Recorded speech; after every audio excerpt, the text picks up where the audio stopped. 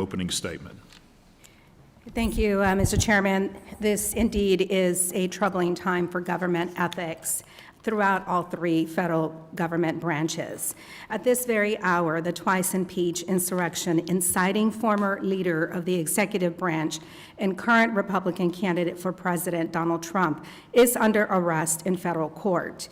A grand jury of our fellow citizens indicted him on felony charges of threatening our national security in violation of the Espionage Act and committing obstruction of justice and false statement crimes.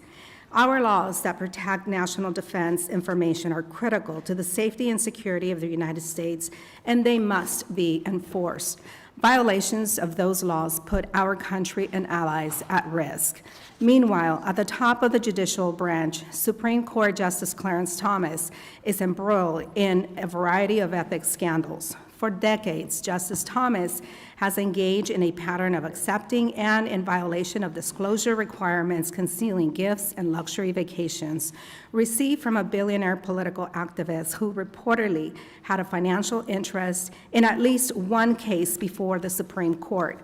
And here in the legislative branch, just last month, a grand jury indicted Republican Representative George Santos on federal charges of fraudulent schemes, money laundering, theft of public funds, and false statements. That's not counting the pending charges he has in Brazil. I can't imagine, Mr. Chairman, having one of our members of Congress extradited by another country. The House Ethics Committee is now investigating these allegations and whether Mr. Santos engaged in sexual misconduct against someone seeking employment in his congressional office. Although more than a dozen Republican House members, led courageously by Representative D'Esposito of this committee, have called on Mr. Santos to resign, House Republicans prevented Democrats from forcing a vote on expelling Mr. Santos from the House. I ask that all members of this committee to take the opportunity during this hearing to join Representative D'Esposito and me in publicly calling on a bipartisan basis for Mr. Santos to resign. It is clear that ensuring ethical conduct here in the House has never been more important. Let me be clear, I remain committed to fighting against corruption from my years of work to hold judges accountable for sexual assaults, to my work as a member of the Appropriations Committee ensuring appropriate use of taxpayers' funds. Throughout this work, I have seen the ways in which a single bad actor overshadowed the good work of essential institutions. I am deeply concerned about the allegations facing one of our witnesses here today, but we must not let one individual define the entire institution.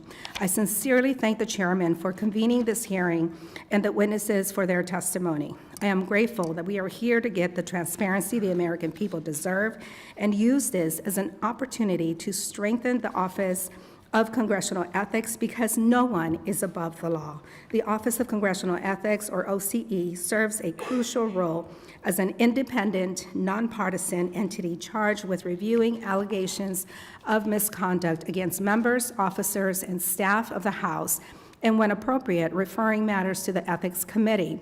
By the way, while I did eventually find your code of conduct, it did not appear in my search when I looked at your website. It is very valuable for an independent, nonpartisan entity such as OCE to participate in enforcing the House's ethical standards.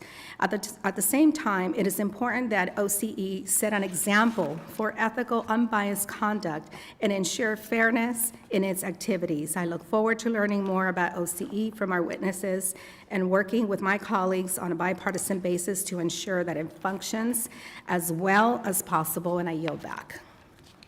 Thank you, Ms. Torres. I now